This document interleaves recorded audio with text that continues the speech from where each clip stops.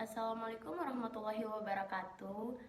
Perkenalkan, nama saya Ima Kamalia, mahasiswa dari Universitas Mataram, Program Studi Pendidikan Bahasa Inggris, kelas 2D.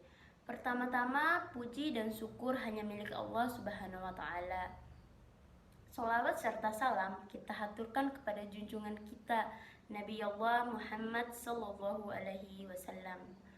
Saudara sekalian yang berbahagia, pada kesempatan kali ini kita sudah memasuki bagian akhir dari mata kuliah Pendidikan Pancasila, yang pada kesempatan kali ini kita akan membahas tentang ancaman ideologi radikalisme dan terorisme terhadap Pancasila dan keutuhan Negara Kesatuan Republik Indonesia. Sebelum saya menjelaskan lebih jauh tentang ancaman radikalisme dan terorisme, ada beberapa subpokok pembahasan. Yang pertama, apa sih radikalisme itu? Yang kedua, faktor-faktor penyebab dari radikalisme itu. Dan kemudian, apa sih mindset atau pola pikir daripada mereka radikalisme itu? Yang keempat, apa strategi warga negara dan negara untuk mengatasi ancaman radikalisme dan terorisme di Indonesia? Radikalisme adalah suatu ideologi, gagasan atau paham dengan cara ingin melakukan perubahan pada sistem sosial dan politik dengan menggunakan cara-cara kekerasan atau ekstrim. Inti daripada tindakan radikalisme ini adalah sikap dan tindakan seseorang atau kelompok tertentu yang menggunakan cara-cara kekerasan dalam mengusung perubahan yang diinginkan.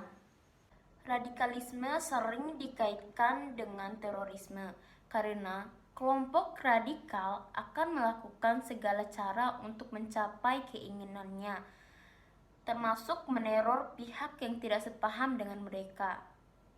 Walaupun banyak yang mengaitkan radikalisme dengan agama tertentu, tetapi pada dasarnya radikalisme adalah masalah politik, bukan ajaran agama. Radikalisme merupakan embrio lahirnya terorisme.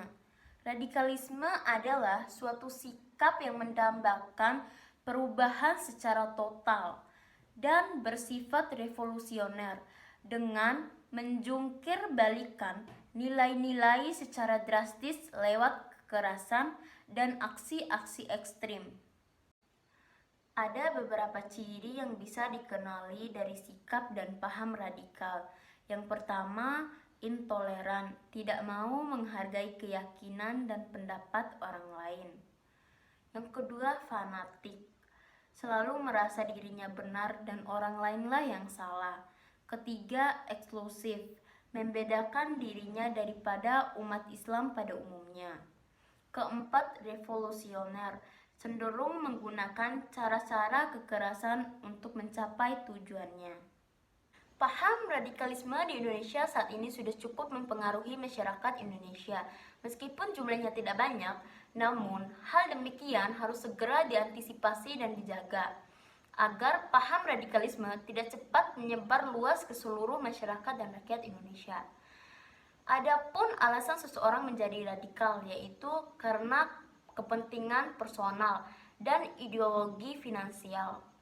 Kelompok radikal menyebarluaskan dengan menebar janji-janji kebutuhan finansial yang akan mencukupi seseorang dan juga propaganda politik yang menarik untuk seseorang.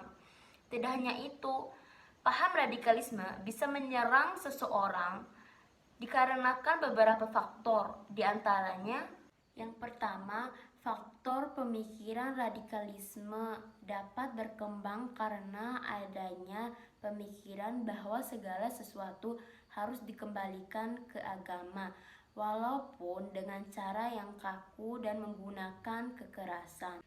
Yang kedua, faktor ekonomi. Masalah ekonomi juga berperan membuat paham radikalisme muncul di berbagai negara. Sudah menjadi kodrat manusia untuk bertahan hidup, dan ketika terdesak masalah ekonomi, maka manusia dapat melakukan hal apa saja, termasuk meneror manusia lainnya. Yang ketiga, faktor sosial yang masih erat hubungannya dengan faktor ekonomi. Sebagian masyarakat kelas ekonomi lemah pada umumnya berpikiran sempit sehingga mudah percaya pada tokoh-tokoh yang radikal karena dianggap membawa perubahan drastis pada hidup mereka. Cara untuk mengatasi ancaman radikalisme yang pertama, menerapkan paham Pancasila dalam segala aktivitas berbangsa dan bernegara. Kita bisa ambil contoh pada sila yang pertama yang berbunyi ketuhanan yang Maha Esa. Artinya, percaya dan bertakwa kepada Tuhan yang Maha Esa sesuai ajaran agama yang dianut masing-masing. Dan saling menghargai antar umat beragama, juga tidak memaksakan agama kepada orang lain. Yang kedua, menumbuhkan rasa nasionalisme melalui pelajaran pendidikan Pancasila dan kewarganegaraan. Yang ketiga, ikut serta membela dan menjaga keutuhan bangsa dan negara. Kita ambil contoh pada sila yang ketiga, Persatuan Indonesia.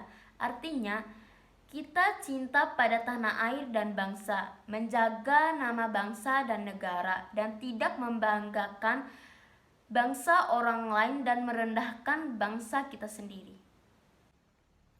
Menurut saya, kita sebagai manusiawi setidaknya harus melaksanakan hak asasi manusia atau hal-hal yang berdasarkan pada norma dan tidak melakukan tindakan kriminalitas. Dengan melaksanakan hak asasi manusia, kehidupan bernegara ini tidak mudah timbul terpecah belah dan terus terjaga persatuan dan kesatuannya.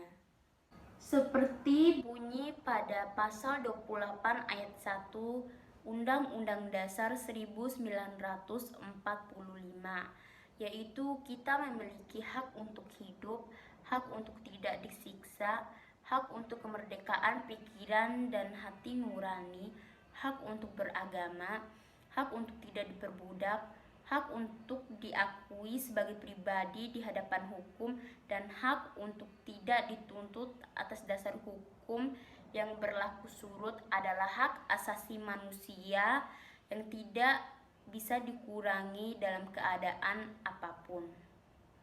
Baiklah, cukup sekian penjelasan dari saya tentang ancaman ideologi radikalisme dan terorisme terhadap Pancasila dan keutuhan Negara Kesatuan Republik Indonesia. Semoga bermanfaat. Wassalamualaikum warahmatullahi wabarakatuh.